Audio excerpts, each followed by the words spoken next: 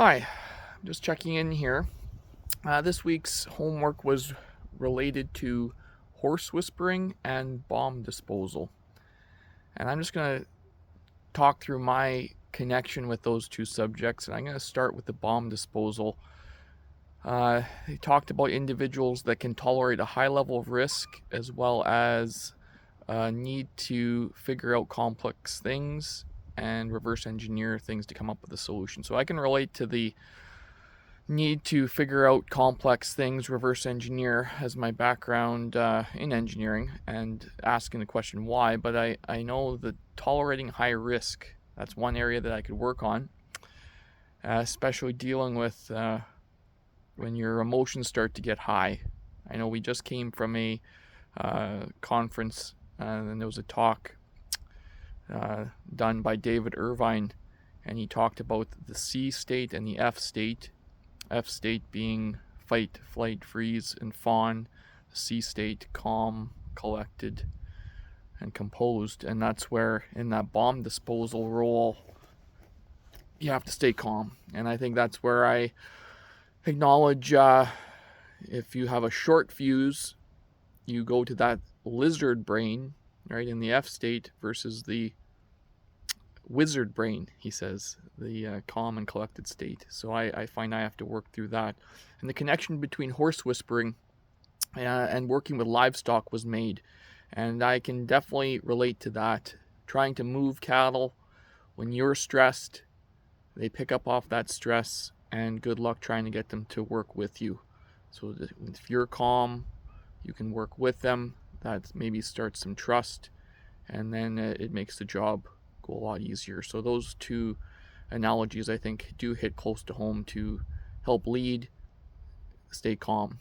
So I'm going to talk through an experience I had where I played that role in our community, and I was sitting on a professional group, and there was some personal issues that were getting in the way of getting that professional job done.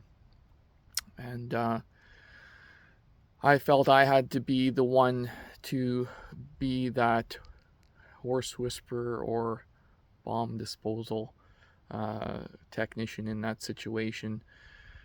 And even though I was kind of personally connected to some of this, I had to keep my composure and stay in a low stress situation, talking to the group in a professional manner, keeping some emotion out, acknowledging, and first I did acknowledge that I had an emotional part to play, laid that all out on the table, and just to note if there was any emotion in my voice or some of my bias, I was very upfront on that, and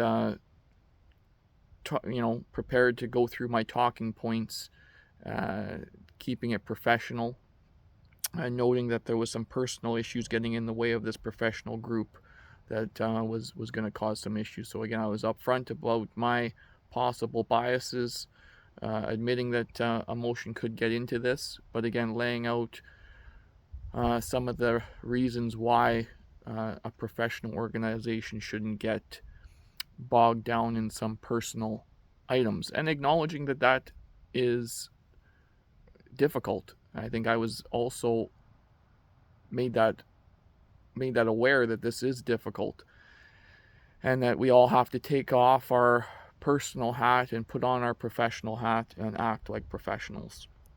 And stayed calm. I even though I admit I was trying to fend off that fight, flight, freeze mechanism,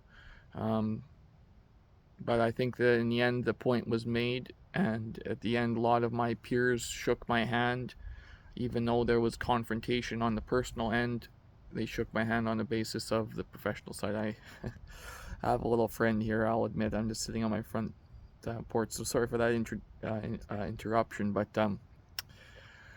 again, that's I can relate to Dana's comments about staying calm with working with livestock, even if you're in a teaching position. Staying calm when you feel that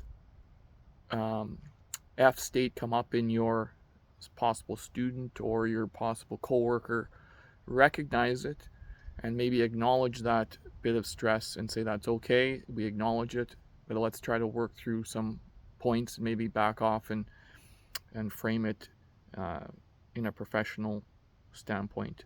And not that the emotion is not necessary, but it just needs to be acknowledged.